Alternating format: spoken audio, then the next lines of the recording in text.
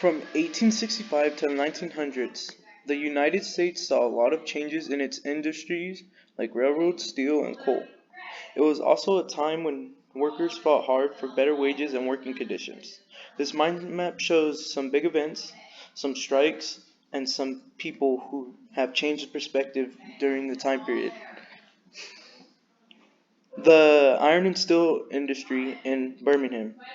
Birmingham, Alabama, and Cleveland, Ohio were important for the iron and steel industries. Birmingham grew because of its resources, but labor problems and competition showed its progress to make way through the iron and steel industry.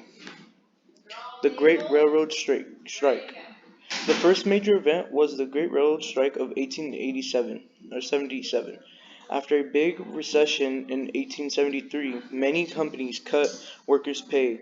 By July 1877, the Baltimore and Ohio Railroad cut wages for the third time. This upset the workers in Martinsburg, West Virginia, so they stopped working and blocked the tracks. The Haymarket Riot. In 1886, there was a Haymarket Riot, another major event. Workers wanted an 8-hour workday and called a strike on May 1st, 1886. In Chicago, police shot at striking workers and killed 4. A few days later, 3,000 people gathered to protest the shootings, but a bomb exploded, killing 10 of the officers. The Knights of Labor.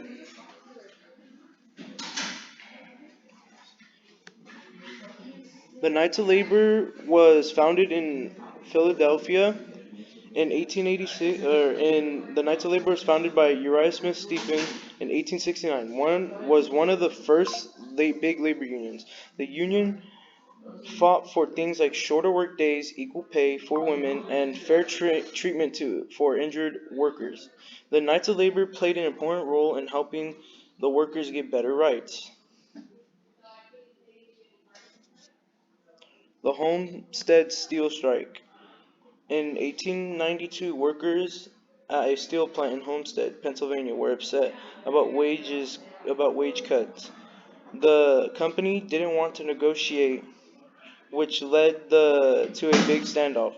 This strike was a major moment in labor history because it showed how tough things could get between workers and bosses. Even though the strike didn't end well for workers, it showed the need for more worker protections. The textile and coal mines. Um, the Lowell textile mills and coal mines in Scranton show that workers had to uh, deal with in those days. In Lowell, Massachusetts, young women worked under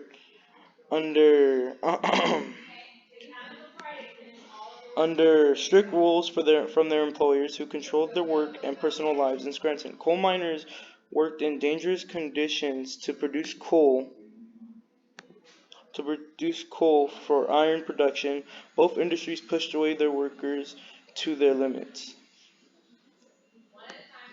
The AFL, the American Federation of Labor. Lastly, the American Federation of Labor, led by Samuel Gompers in 1886, became the most powerful union after the Knights of Labor. The AFL focused on helping skilled workers by pushing for small, steady improvements. It laid foundation for their modern labor unions. From 1865 to 1900, workers fought hard for fair pay and better working conditions. The strikes and labor unions during the time helped shape how workers were treated, and changed industries in the United States for the future. Holy shit, Daniel.